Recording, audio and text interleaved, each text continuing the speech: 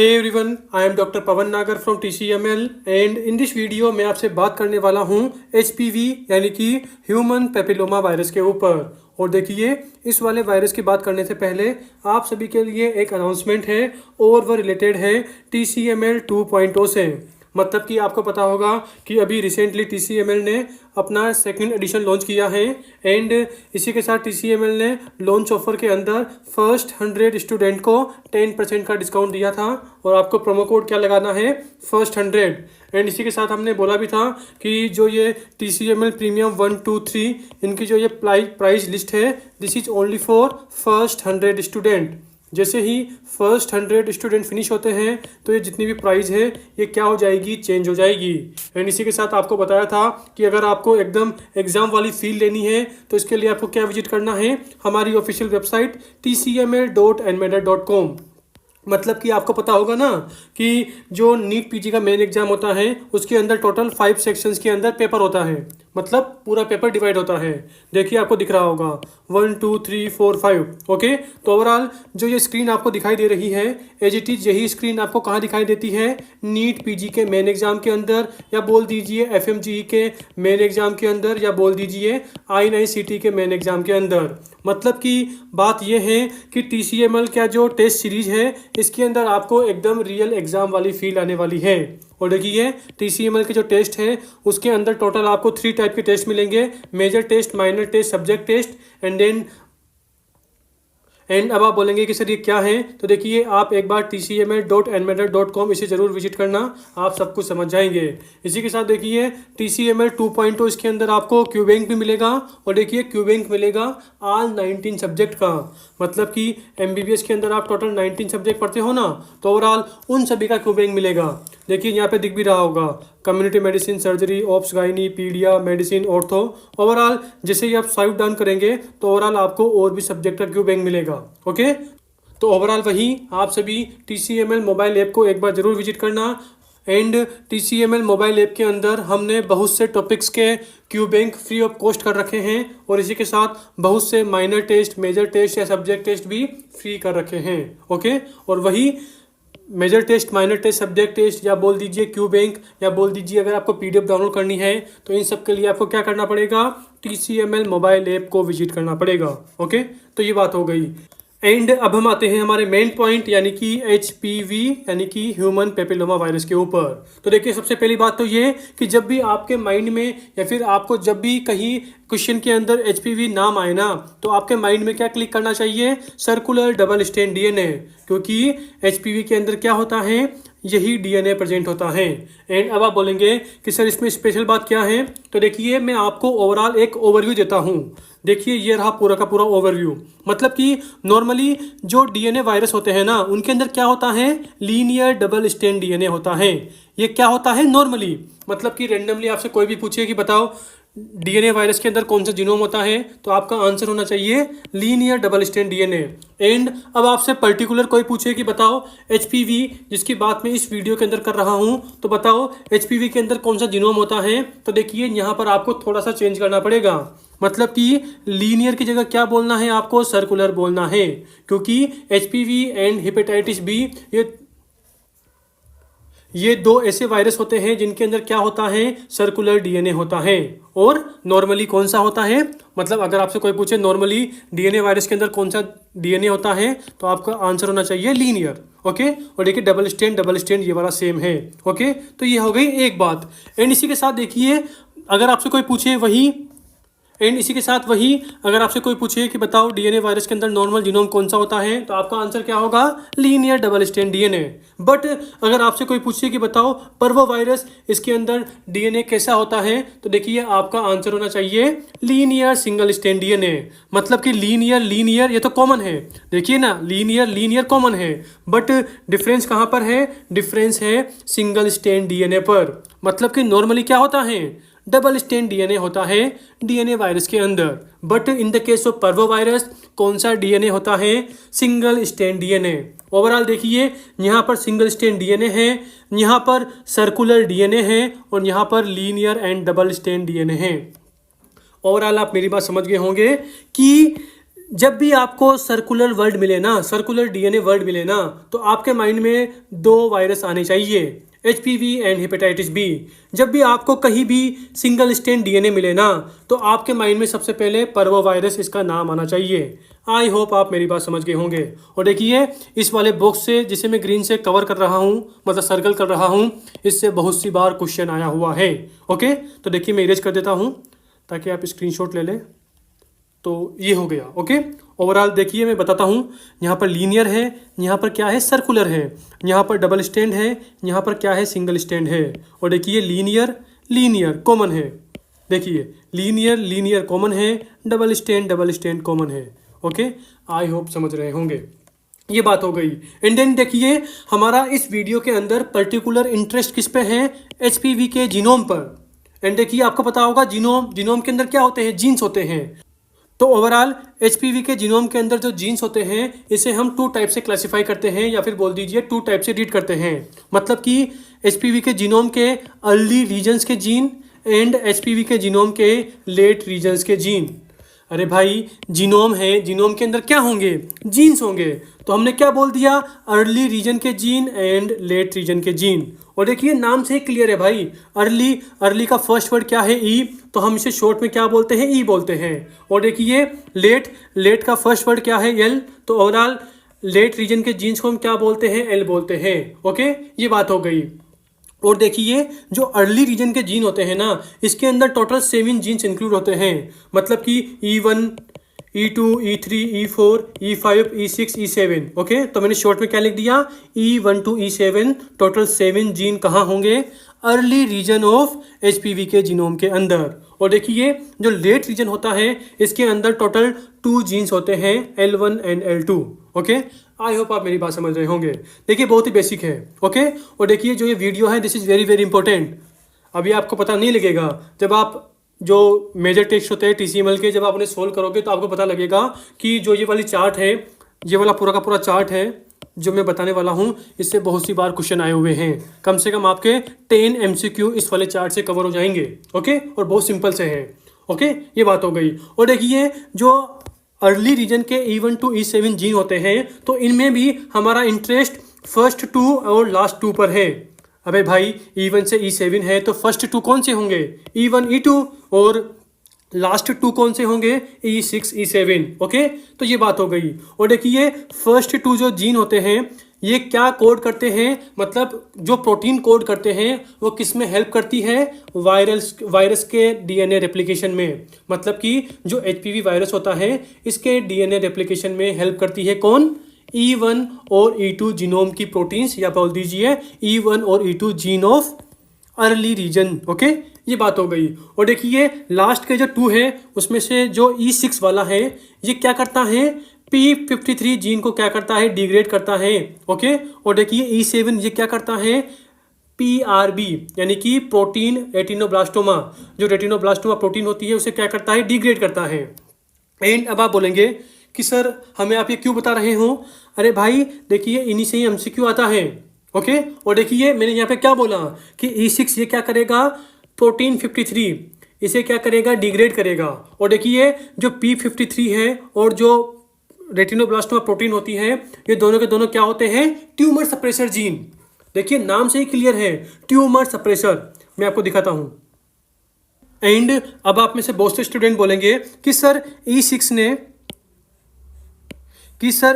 ने P53 को degrade किया, E7 जीन के जो प्रोटीन है उसने रेटिनोब्लास्टोमा प्रोटीन को डिग्रेड किया, तो इससे क्या हुआ, इससे क्या फर्क पड़ा। अरे भाई जो P53 होता है और जो रेटिनोब्लास्टोमा प्रोटीन होती है, ये दोनों क्या होते हैं, ट्यूमर सप्रेसर जीन। मतलब कि रेटिनोब्लास्टोमा प्रोटीन होगी, इससे जो रेटिनोब्लास्टोमा जो जीन होता है, RB जीन होता है, रेटिनोब्लास्टोमा वाला जो जीन होता है, ये क्या प्रोड्यूस करता है, प्रोटीन प्रोड्यूस करता है। तो देखिए जीन के नाम पर ही हमने प्रोटीन का नाम बोल दिया।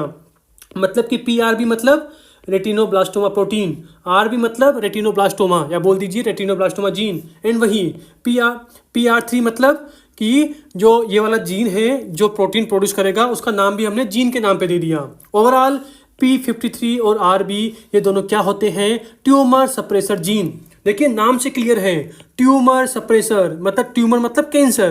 कैंसर को क्या करेंगे, कैंसर को सप्रेस करेंगे, कैंसर को खत्म करेंगे। एंड अब आप सोचिए कि जो एचपीवी वायरस है, ये देखिए एचपीवी वायरस है, इसके E6 प्रोटीन ने P53 को डिग्रेड कर दिया, मतलब खत्म कर दिया। E7 जो जीन है, या फिर बोल दीजिए E7 जीन की जो प्रोटीन है, उसने रेटिनोब्लास्टोमा प्रोटीन इसको क्या कर दिया, डिग्रेड कर दिया। मतलब कि एक तरह से क्या किया, ट्यूमर सप्रेसर जीन का जो प्रोडक्ट था, या बोल दीजिए ट्यूमर सप्रेसर जीन को क्या कर दिया, एक तरह से खत्म कर दिया।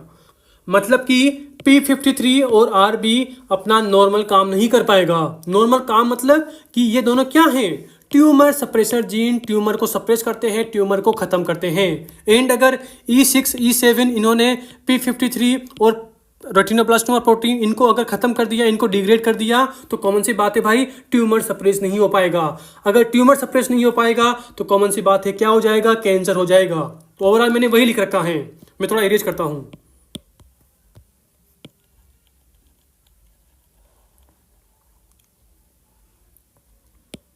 ये देखिए, मतलब कि E6 ने क्या किया, P53 को डिग्रेड कर दिया, E7 ने क्या किया, रेटिनोब्लास्टोमा प्रोटीन को डिग्रेड कर दिया। ओवरऑल अगर ये दोनों के दोनों प्रोटीन डिग्रेड हो गई तो कॉमन सी बात है, इनका जो फंक्शन है, मतलब कि ट्यूमर को सप्रेस करने का जो फंक्शन है वो नहीं हो पाएगा।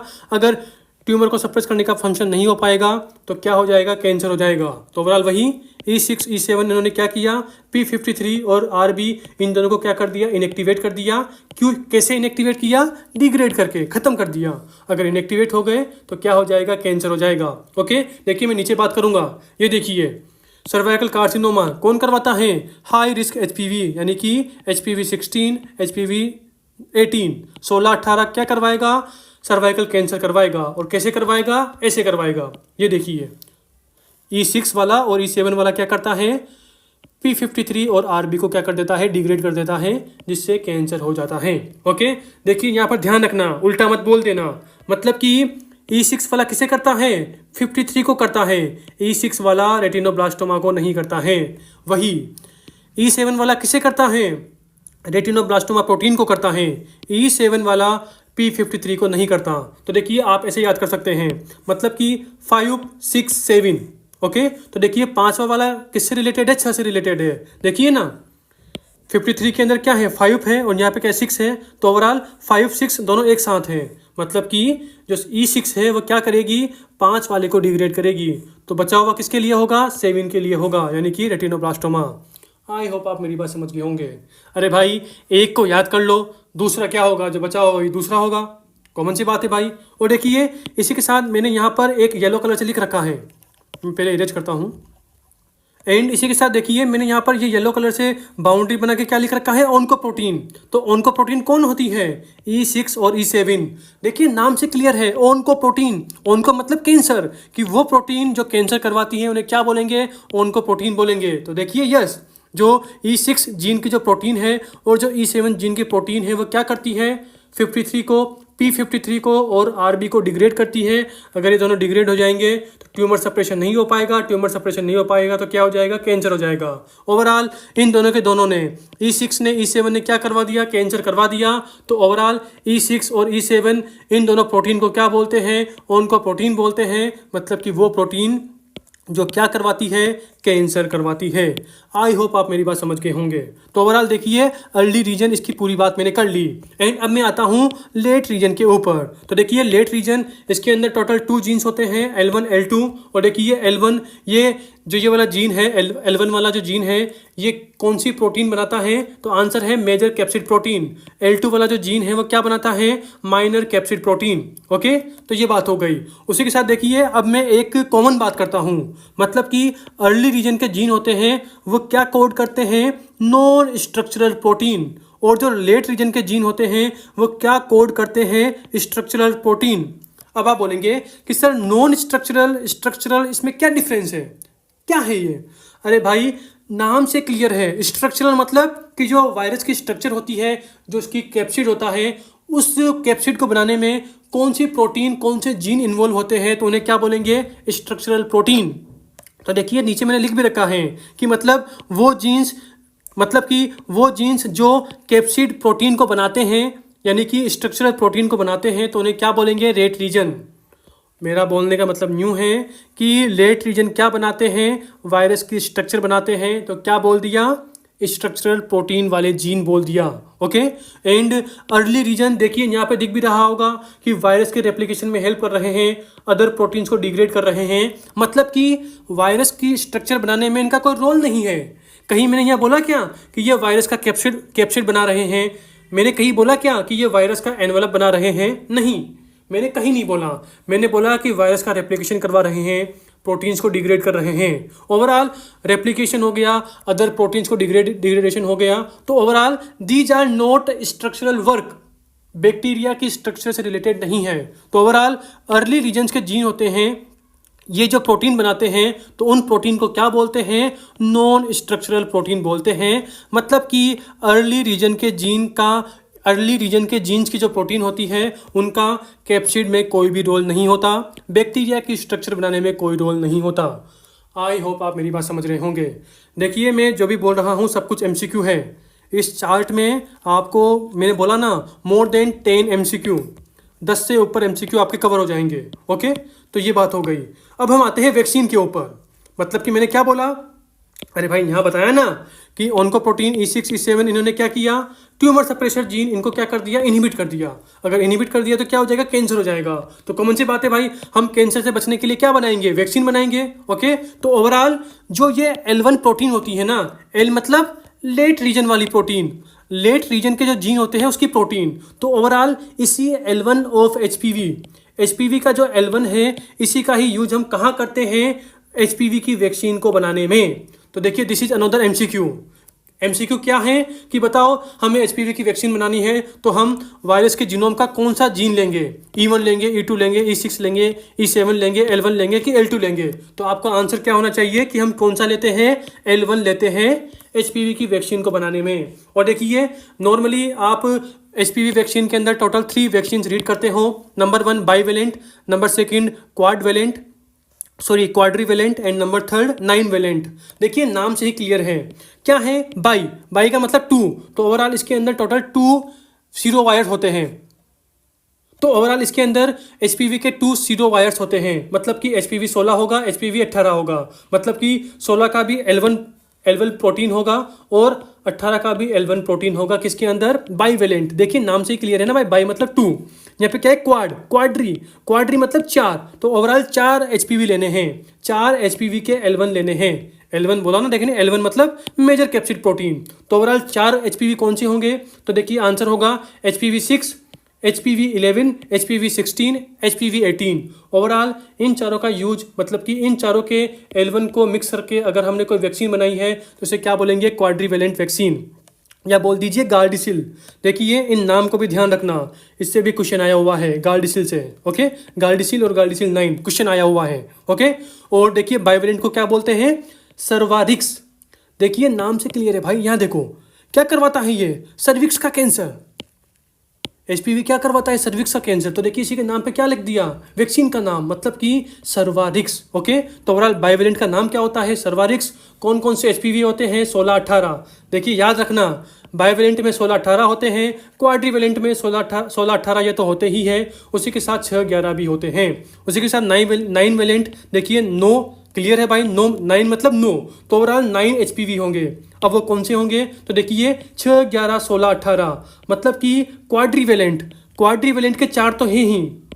देखिए ना 6, 11, 16, 18, 6, 11, 16, 18 क्वाड्रीवेलेंट में भी है, 9 वेलेंट में भी है। ओके, इसी के साथ 9 वेलेंट, इसमें एक्स्ट्रा कौन कौन से हैं, तो देखिए इसका आंसर है 31, 32, 45, 52, 58। ओवरऑल ये 5 प्लस 6, 11, 16, 18 ये सारे के सारे HPV के HPV का L1 प्रोटीन किसके अंदर होता है, 9 वेलेंट वैक्सीन के अंदर होता है। और देखिए 9 वेलेंट है तो नाम में क्या आएगा, 9 आएगा, यानी कि गार्डिसिल 9। ओवरऑल गार्डिसिल लिखा हो तो मतलब क्वाड्रीवेलेंट वैक्सीन। अगर गार्डिसिल 9 लिखा है तो देखिए इसमें कोई दिमाग लगाने की जरूरत ही नहीं है भाई, मतलब कि 9 HPV होंगे। 9 में से 4 तो होंगे 6, 11, 16, 18, 5 होंगे 31, 33, 45, 52, 58। आई होप आप मेरी बात समझ गए होंगे। ओके, तो मैं पूरे को इरेज कर देता हूँ। ओके, तो मैंने ये पूरी की पूरी वैक्सीन की बात भी कर ली। एंड इसके बाद इसके बाद अब हम थोड़ी सी बात कर लेते हैं 6, 11, 16, 18 इसकी, कि ये HPV 6, HPV 11, HPV 16, HPV 18 देखिए तीनों में आ रहे हैं। ये देखिए तीनों के तीनों वैक्सीन में आ रहे हैं। ओके, बाईवेलेंट में भी 16-18 है, क्वाड्रीवेलेंट में भी 16-18 है और 9 वेलेंट में भी 16-18 है। तो ओवरऑल ये क्या है? तो देखिए ये HPV होता है ना, जो ह्यूमन पेपिलोमा वायरस होता है, ये बिनाइन कैंसर भी करता है और मेलिग्नेंट कैंसर भी करता है। मतलब कि बिनाइन डिजीज भी करेगा और मेलिग्नेंट डिजीज भी करेगा। तो ओवरऑल बिनाइन वाले मतलब कम खतरनाक है भाई।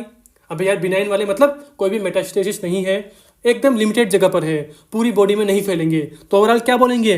लो रिस्क HPV टाइप्स। ओके, तो overall low risk HPV types, इसके अंदर कौन कौन से HPV आते हैं? तो इसका आंसर होगा HPV 6 एंड HPV 11। रट लेना भाई, बहुत सी बार क्वेश्चन आया हुआ है। आप कोई सी भी कोचिंग का टेस्ट सीरीज दे लो, आपको इस वाले चार्ट से आपको जरूर क्वेश्चन मिलेगा माइक्रोबायोलॉजी के अंदर, ये एकदम 100% गारंटी है। ओके, तो ये बात हो गई। ओवरऑल लो रिस्क HPV, इसके अंदर कौन कौन से HPV आते हैं? तो आंसर है HPV 6, HPV 11। हाई रिस्क मतलब कि जो मेटास्टेसिस करते हैं, मतलब कि क्या है? मेलिग्नेंट कैंसर है, मेलिग्नेंट डिजीज कॉज करते हैं, मतलब कि खतरनाक है। अगर एक जगह हो गए तो हमारी बॉडी में फैलने के चांसेस बहुत ज़्यादा हैं। ओके, मतलब इनका रिस्क बहुत, मतलब कि अगर हो गया तो बहुत खतरनाक चीज़ है भाई। ओके, तो इसीलिए बोल दिया क्या? High risk HPV। ओके, और इसके अंदर कौन कौन से HPV के टाइप्स आते हैं? तो इसका आंसर है HPV 16, HPV 18। Okay, I hope आप मेरी बात समझ रहे होंगे। तो ओवरऑल 6-11 ये क्या होते हैं? लो रिस्क HPV। 16-18 ये क्या होते हैं? High risk HPV। Low risk मतलब बिनाइन करेंगे, हाई रिस्क मतलब मेलिग्नेंट करेंगे, यानी कि मेटास्टेसिस होने के चांसेस हैं। ओके, एंड देन देखिए मैंने यहाँ पर एक एग्जांपल भी दे रखा है। देखिए इससे भी बहुत सी बार क्वेश्चन आया हुआ है कि कॉन्डाइलोमा एक्यूमुलेट, देखिए इससे भी बहुत सी बार क्वेश्चन आया हुआ है। कॉन्डाइलोमा एक्यूमिनेटम, नाम देख लेना एक बार। तो ओवरऑल कॉन्डाइलोमा एक्यूमुलेटम या बोल दीजिए एनोजेनाइटल वाल्ट, इसे कौन कोज करता है? लो रिस्क HPV करता है, मतलब कि 6 और 11 HPV 6 और HPV 11 करेंगे। HPV 16-18 ये दोनों के दोनों एनोजेनाइटल वाल्ट कोज नहीं करते। इससे बहुत सी बार क्वेश्चन आया हुआ है। ओके, तो ओवरऑल एनोजेनाइटल वाल्ट यानी कि कॉन्डाइलोमा एक्यूमिनेटम ये किसने कोज किया? 6-11 यानी कि लो रिस्क HPV ने। ओके, उसी के साथ देखिए जो जो इसी के साथ देखिए जो एनोजेनाइटल वाल्ट होते हैं ये क्या होते हैं? STD, मतलब कि this is sexually transmitted disease. Okay, तो इससे भी बहुत सी बार क्वेश्चन आया हुआ है। ओके, ये बात हो गई। एंड देखिए नीचे की तरफ मैंने क्या बोला कि हाई रिस्क है, मेलिग्नेंट है, मतलब कि किसकी बात करूंगा? कैंसर की बात करूंगा। तो यहाँ पे क्या है? Cervical cancer. सर्वाइकल कैंसर मतलब, अरे आप पढ़ते हो ना यार फीमेल जेनिटल ऑर्गन्स में सर्विक्स, वजाइना, तो मैं सर्विक्स की बात कर रहा हूँ, मतलब कि फीमेल जेनिटल ऑर्गन की बात कर रहा हूँ। तो ओवरऑल अगर आपसे कोई पूछे कि बताओ सर्विक्स कैंसर, इसमें कौन सा HPV इन्वॉल्व होता है, तो आपके माइंड में क्या क्लिक करना चाहिए कि यार कैंसर है, खतरनाक है, मतलब कि मेलिग्नेंट है। अगर मेलिग्नेंट है मतलब हाई रिस्क वाला HPV कोज करेगा। मतलब कि HPV 16 और 18 ये क्या कोच करता है? सर्वाइकल कैंसर कोच करता है। ओके, ये बात हो गई। ओके, तो आई होप आप मेरी बात समझ गए होंगे। तो ओवरऑल देखिए तो 6-11 है, उसी की बात मैंने यहाँ पर की थी। देखिए 6-11 9 वेलेंट वैक्सीन के अंदर भी है, क्वाड्रीवेलेंट वैक्सीन के अंदर भी है, 16-18 ये तीनों के अंदर है। देखिए 9 वेलेंट के अंदर भी 16-18 है, क्वाड्रीवेलेंट के अंदर भी 16-18 है, बाईवेलेंट के अंदर भी 16-18 है। और आप ऐसे भी याद कर सकते हो भाई कि जो 16-18 है ये हर वैक्सीन के अंदर होना चाहिए, मतलब ईच HPV वैक्सीन के अंदर होना चाहिए। क्यों होना चाहिए? क्योंकि दिस इज मैलिग्नेंट। अरे भाई कैंसर कर रहा है, मेटास्टेसिस होने के चांसेस बहुत ज़्यादा हैं। तो ओवरऑल जब भी कोई HPV की वैक्सीन बनानी होगी तो कॉमन सी बात है भाई, जो मेलिग्नेंट वाला है इसे तो बचाना है ही। तो इसीलिए हमने क्या किया? 16-18 को सभी में डाल दिया, बाईवेलेंट में भी, क्वाड्रीवेलेंट में भी और 9 वेलेंट में भी। मतलब आप ऐसे याद कर सकते हो। ओके, ये बात हो गई। तो देखिए मैंने यहाँ पर पूरी की पूरी HPV के जीनोम की बात कर ली है। एंड अब मैं आपसे बात करता हूँ फाइनली कि कहाँ कहाँ से क्वेश्चन पिकअप हो सकते हैं। तो मैं सबसे पहले पूरे को इरेज करता हूँ।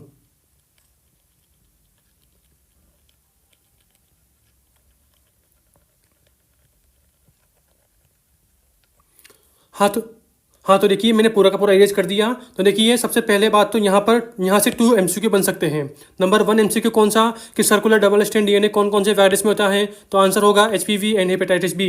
नंबर 2 क्वेश्चन क्या कि लीनियर सिंगल स्ट्रैंड डीएनए किस में होता है, दिस इज क्वेश्चन नंबर 2।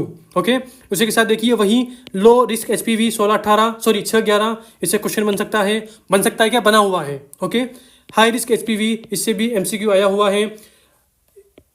कॉन्डाइलोमा एक्यूमुलेटा इससे डायरेक्ट क्वेश्चन आया हुआ है, मतलब डायरेक्ट पूछा है कि बताओ कॉन्डाइलोमा एक्यूमुलेटा ये कौन कोज करता है, हाई रिस्क वाला कि लो रिस्क वाला। ओके, सर्वाइकल कैंसर इससे भी क्वेश्चन आया हुआ है नीट पीजी के अंदर।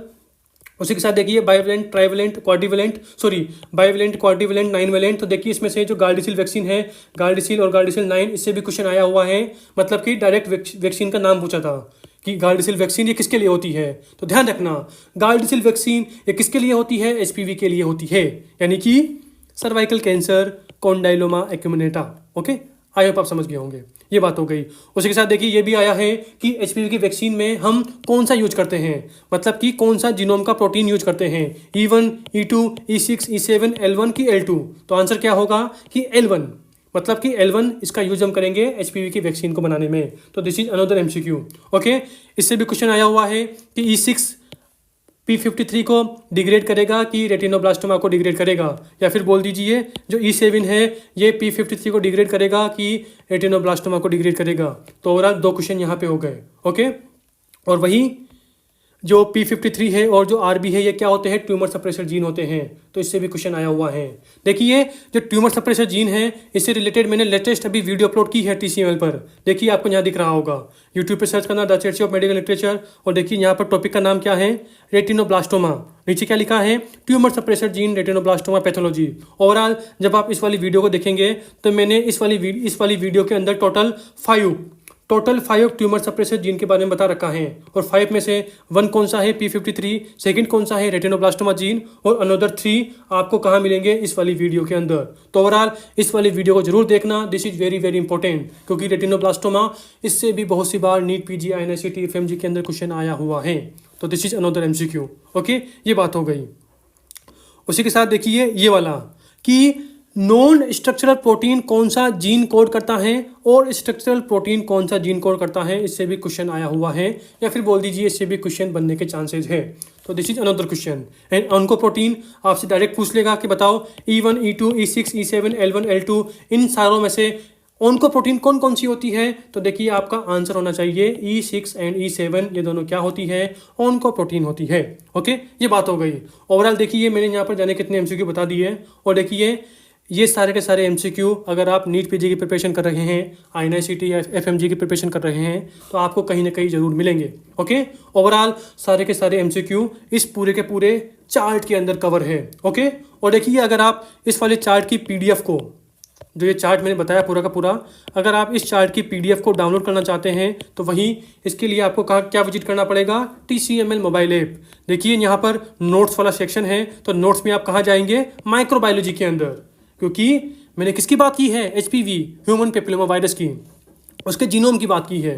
तो ओवरऑल जो नोट्स वाला सेक्शन है ये वाला, इस वाले सेक्शन के अंदर आप जाना माइक्रोबायोलॉजी के अंदर, और वहाँ पर आपको जो ये वाला चार्ट है पूरा का पूरा, जो ये पूरा का पूरा चार्ट है इसका PDF आपको वहाँ मिल जाएगा, और आप वहाँ से डाउनलोड कर सकते हैं। ओके, और इसके बाद भी अगर किसी भी स्टूडेंट को TCML के रिगार्डिंग कोई भी प्रॉब्लम है तो देखिए this is our helpline number, यहाँ पे साफ साफ दिख रहा है आपको 76, ये देखिए यहाँ पे नंबर्स क्लियर है, मैं लिख देता हूँ 7690981229। Okay, 7690981229, this is our helpline number.